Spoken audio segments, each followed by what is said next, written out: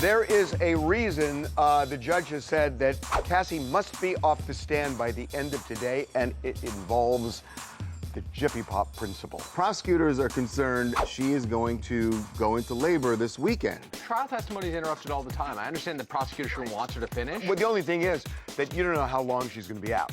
If she doesn't finish, when's she going to finish?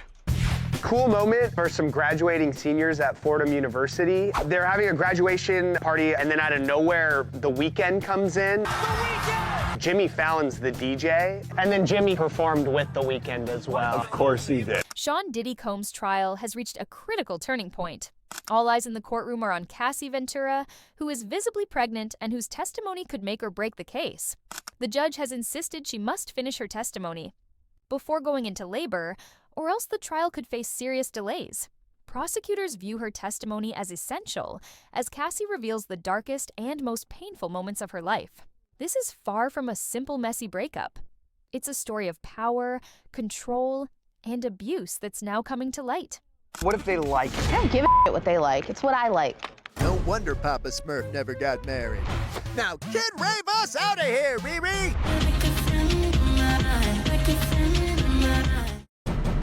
You think that was consensual? Good luck selling that to a jury. I did the show yesterday on Diddy, and oh my God, Nancy Grace went nuts on Mark Garagos over the testimony that Cassie got peed on by Diddy.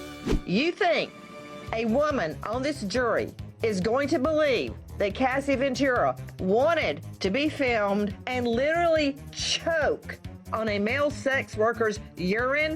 I think they're counting on the fact that you get the Nancy Grace doesn't like baby oil and doesn't like being urinated on. That's pretty general. It's not just Nancy Grace. No, but it is weird to say that she is the anomaly. Most people are like Nancy Grace. Charlie Neff always talks about communities. There's a Spice Girl community. There is. There's a Spanx community. And now there's a mouth pee community. There is. What are the odds of getting someone from the mouth pee community on the jury? I think that you guys suggesting that some people are not into this is silly. I'm saying No. Some people are. I'm saying, what are the odds you have one of those people on that jury? About 95%. 95% that one person on that jury is open to the idea. So you're saying someone sitting in here likes pee? Cassie describes how their relationship began with love, but quickly spiraled into control and coercion. She reveals the existence of so-called freak-off parties, highly orchestrated, drug-fueled events where she was forced into humiliating and disturbing acts. Every detail, from what she wore to the lighting and music, was dictated by Diddy.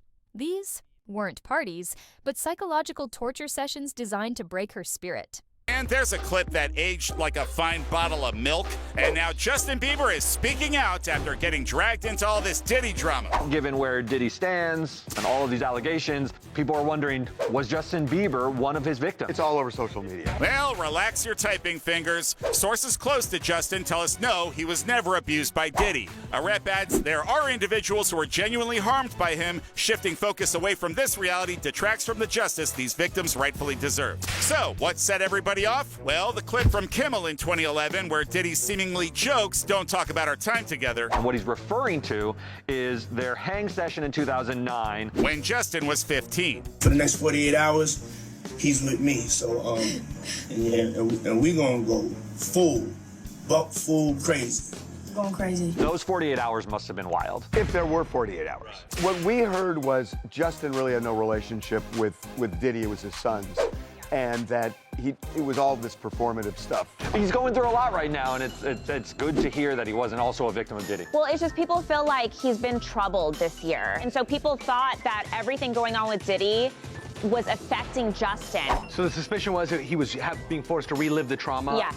We get into a lot of the trauma and everything else in our documentary that we just did. TMZ investigates what happened to Justin Bieber, now on Hulu. And now we also know what didn't happen. So thanks for clearing things up, Justin. Stay cool. Sports Illustrated continues to celebrate their 4-cover swimsuit edition this year. They had a huge party in New York at the Hard Rock Hotel. The trial took a surprising turn when Justin Bieber's name surfaced. Social media exploded with rumors about whether he too was a victim. However, Justien's representative swiftly denied these claims, stressing that he was never abused. Instead, they emphasized the importance of focusing on real victims. Justien's involvement adds a new, complex layer to this high-profile family and legal drama. The ultimate girls' night out went down in Paris. Kim Kardashian, Lauren Sanchez, and Katy Perry. Was this a pre-bachelorette party? That's what they're saying, but it's also a Space Origin reunion where they replace Gail with Kim. But even though Kim looks great, it might not be that great a look considering her ongoing trial. The judge is saying no big deal.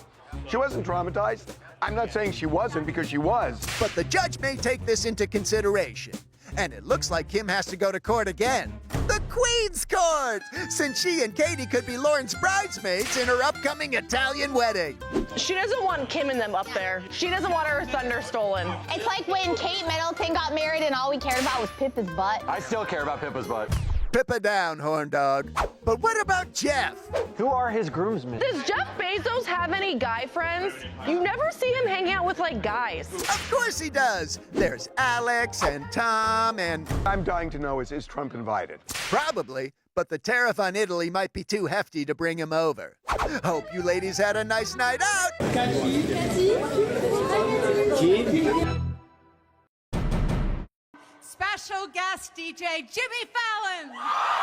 Cool moment for some graduating seniors at Fordham University. So they're having a graduation party at the Lincoln Center on campus, and Jimmy Fallon's the DJ, and then out of nowhere, the Weeknd comes in. Let's get louder! Ladies and gentlemen, the Weeknd! While the intense courtroom drama unfolds, exposing shocking allegations and emotional testimonies, life in the entertainment world continues to move at its own pace. In a surprising and uplifting moment, The Weeknd and Jimmy Fallon took the stage at a university graduation party, delivering a lively performance that brought joy and celebration to the crowd. This lighthearted event stands in stark contrast to the dark and painful realities being unveiled behind closed courtroom doors.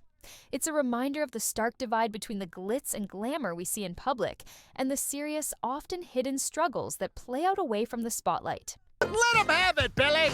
I wasn't there. What? But you're in a Met Gala montage and on the carpet! That's AI. I had a show in Europe that night. Let me be.